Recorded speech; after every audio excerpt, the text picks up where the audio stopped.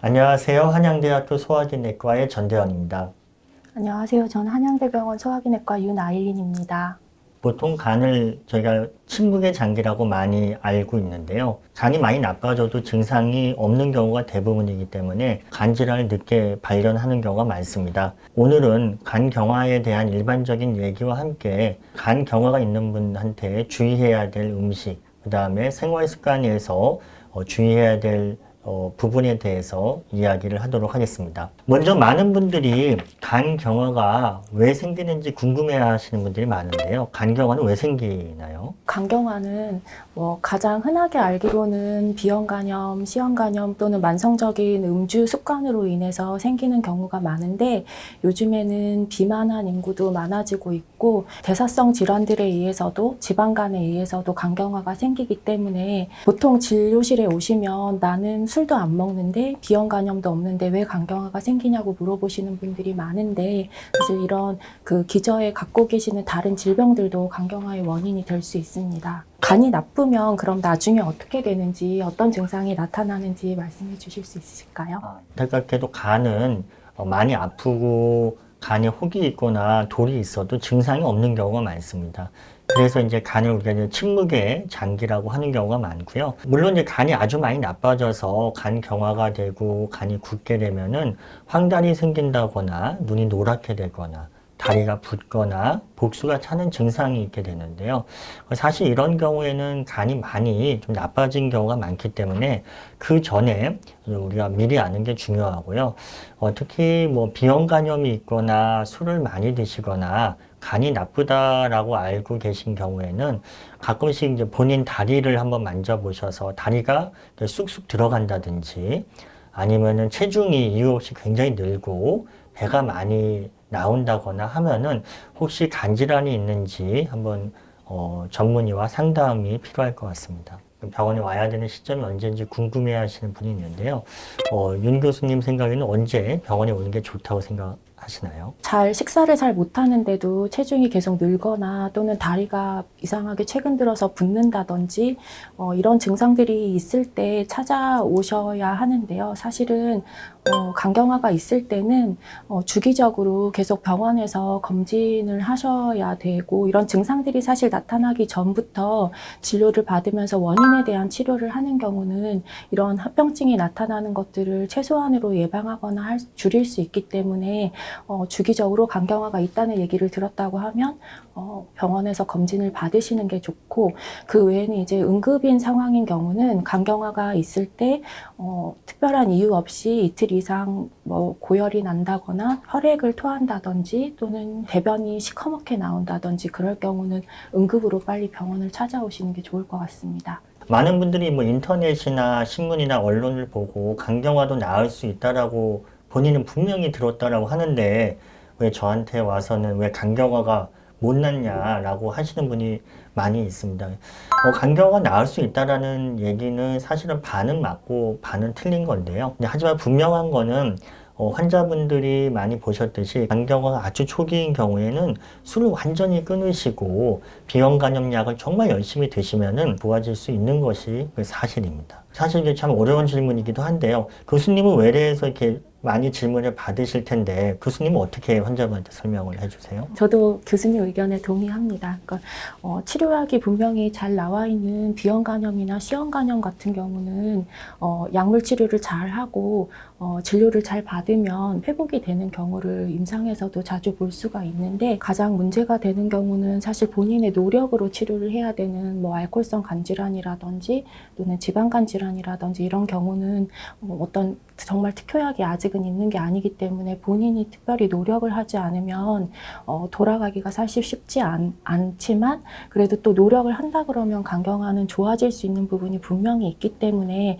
외래에서는 저는 이제 고칠 수 있는 부분에 대해서 본인이 노력을 많이 하고 할 수 있도록 조금 말씀을 드리는 편입니다. 외래에서 가장 많이 하시는 질문 중에 이제 뭘 먹으면 안 돼요 라고 하는 질문이 제일 많은 것 같습니다. 뭘 먹으면 좋고 뭘 먹으면은 안 돼요 라고 많이 물어보시는데요. 교수님은 어떻게 대답하세요? 우선은 의사한테 처방받지 않은 약은 우선 그 주치의 선생님이랑 상담을 좀 하고 먹도록 권유를 하고 있고요. 그리고 이제 그냥 일상적으로 식사로 먹는 것들은 특별히 상관이 없는데 뭐든지 이렇게 꾸준하게 주기적으로 계속 먹을 때는 간에 영향을 줄 수가 있고, 또한 이런 걸 뭐 즙이나 액기스로 이렇게 고농도로 먹을 때는 분명히 간에 미치는 영향이 충분히 많을 수 있기 때문에 그런 부분을 좀 조심하라고 설명을 드리는 편입니다.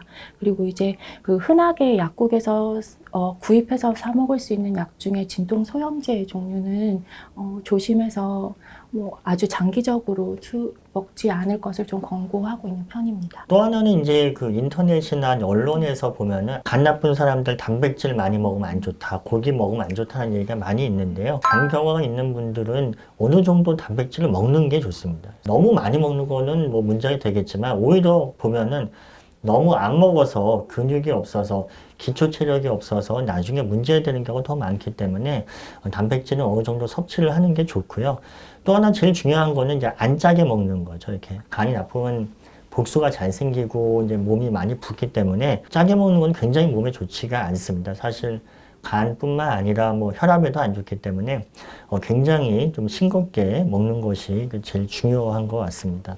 간이 많이 나쁘게 되면 이제 합병증으로 정맥류 출혈이나 이제 피를 토하거나 이제 간성 혼수 뇌증이 이제 생기는 경우가 많이 있는데요. 이런 경우 이제 무엇을 제일 조심을 하는 게 중요한가요? 이 정맥류 출혈에 대해서 치료를 했다고 하더라도 치료한 부분이 완전히 아무는 데까지는 대략 뭐 한 달에서 한 달 반 정도 걸리기 때문에 그 시간 동안은 다시 재출혈이 있을 수 있다는 점을 염두에 두어야 할 것 같고요. 항상 대변을 보신 다음에 짜장면과 같은 시커먼 대변을 보시거나 또는 출혈이 섞여 있다 그러면 빨리 병원에 오셔야 될 것 같고, 처방한 약에는 이제 위산 분비를 억제해서 재출혈을 좀 막는 그런 약들이 포함이 되기 때문에 그런 약들을 꼬박꼬박 먹는 것이 중요할 것 같습니다. 간혹 가다가 이제 본인은 이제 술도 안 먹고 담배도 안 피고 정말로 바른 생활을 했는데 왜 내가 간경화가 됐는지 좀 이해하기 어렵거나 오히려 화를 내시는 분도 있는데요.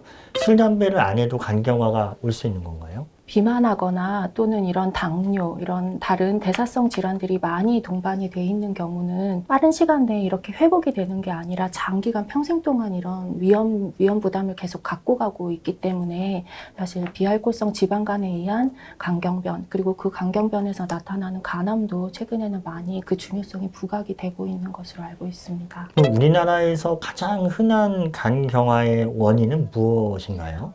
가장 흔한 원인은 비형 간염이지만 최근에는 이제 비형 간염의 효과적인 치료제가 많이 늘어나면서 이제 오히려 이제 알코올, 만성적인 음주에 의한 간경변이 조금 더 사회적으로는 많이 이슈가 되고 있는 것 같습니다.